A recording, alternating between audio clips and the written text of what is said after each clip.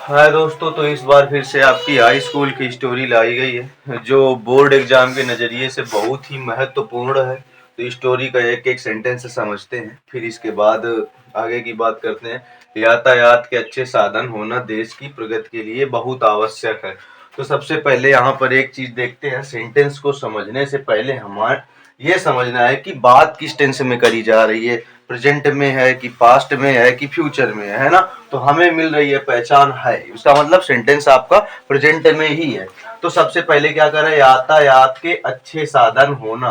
तो यहाँ पर हम पार्टिसिपल का इस्तेमाल करेंगे और वो रहेगा आपका पार्टिसिपल प्रेजेंट नहीं रहेगा। तो यहाँ पर क्या कर देंगे, हैविंग। क्या लिखेंगे, हैविंग। क्या लिख देंगे, हैविंग। अब क्या होना चाहिए, अच्छे साधन होना चाहिए। तो अच्छे की अंग्रेजी क्या होती है आपकी, गुड। तो यहाँ पर क्या लिख देंगे, गुड, अच्छे साधन। फिर लिख दिया जाएगा मीन्स, हैविंग गुड मीन्स। इतना कंप्लीट हुआ। आगे क्या लिखा, के की अंग्रेजी हम क्या लिख देंगे, ऑफ। इतना कंप्लीट हो गया। यातायात की अंग्रेजी हम लिख देंगे ट्रांसपोर्ट। क्या लिख देंगे, ट्रांसपोर्ट। इतना हुआ, having good means of transport.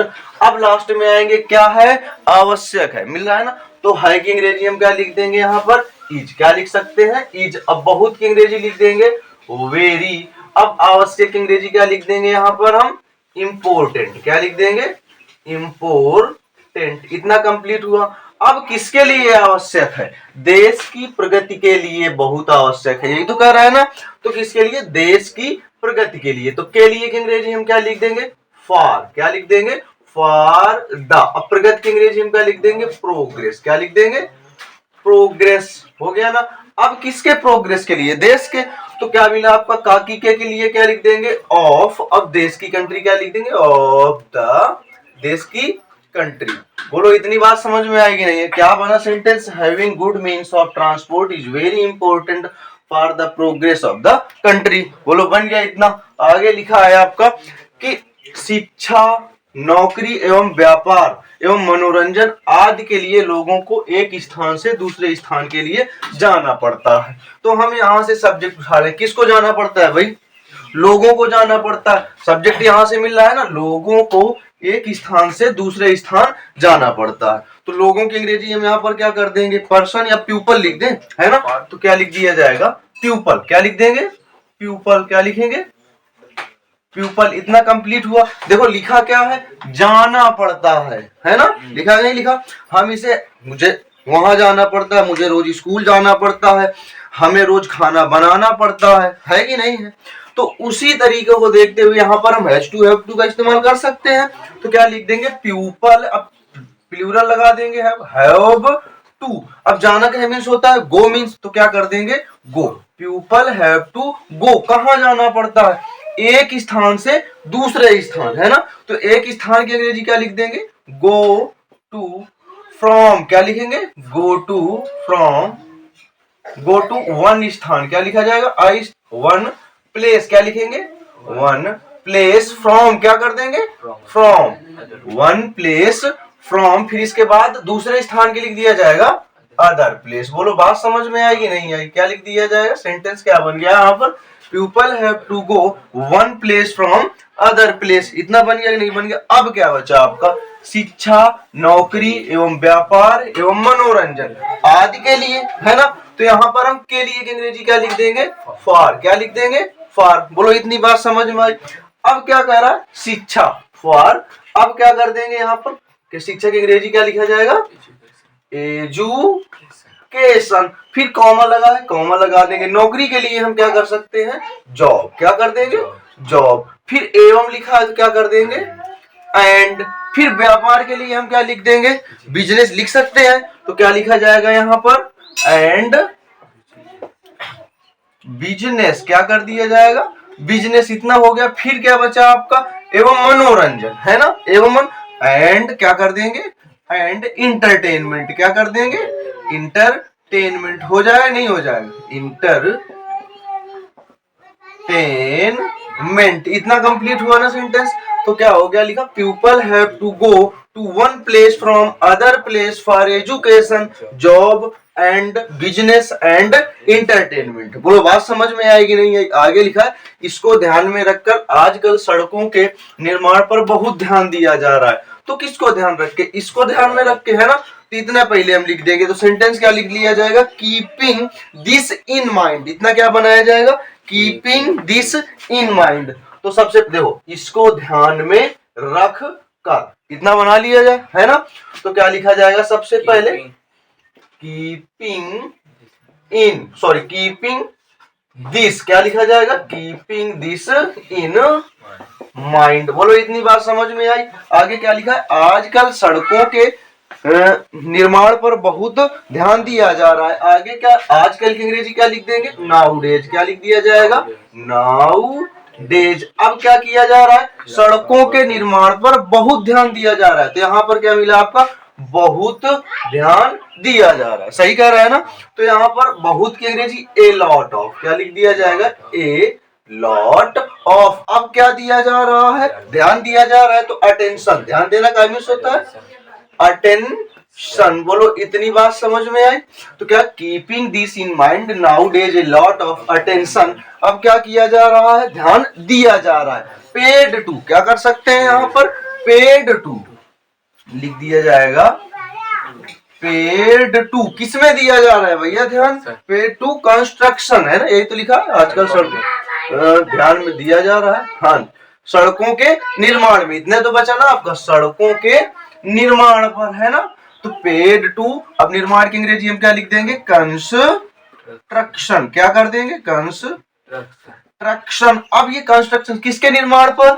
सड़कों के निर्माण पर। तो सड़कों के निर्माण की अंग्रेजी यहाँ पर सड़कों लिख दिया जाए, कंस्ट्रक्शन ऑफ द रोड। बोलो बन जाएगा कि नहीं बन जाएगा?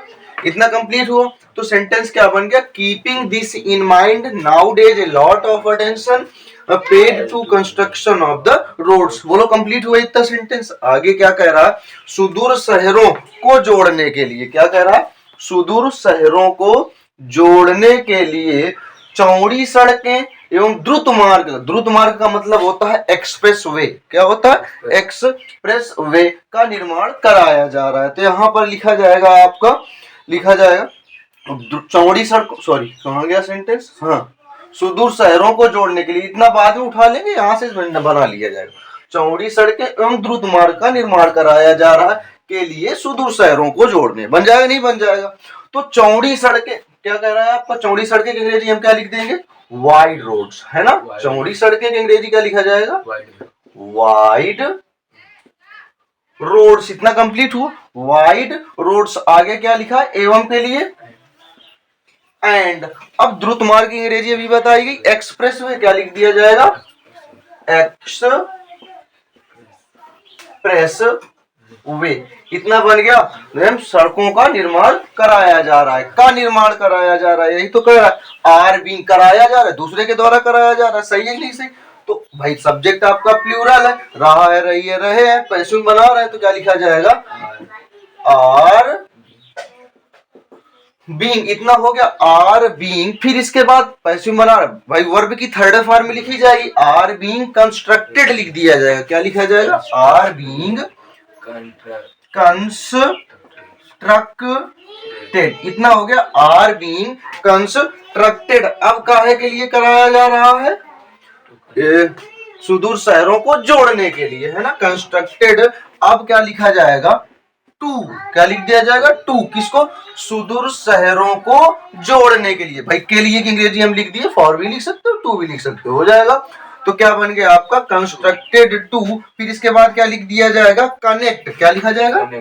To connect. फिर इसके बाद क्या लिख दिया जाएगा? Remote cities. सुदूर शहरों की अंग्रेजी क्या लिख देंगे यहाँ पर? रिमोट। क्या लिख दिया जाएगा? Remote cities. बोलो इतनी बात समझ में आएगी नहीं आई? तो क्या बन गया सेंटेंस आपका? Wide roads and expressway are being constructed to connect remote cities. बोलो बन गया इतना सेंटेंस? बन गया कि नहीं बन गया? आगे क्या कह रहा है? इनसे समय एवं ईंधन के साथ साथ प्रदूषण से भी छुटकारा मिलता है। ठीक है, क्या कह रहा है? इनसे समय एवं ईंधन के साथ साथ प्रदूषण से भी छुटकारा मिलता है।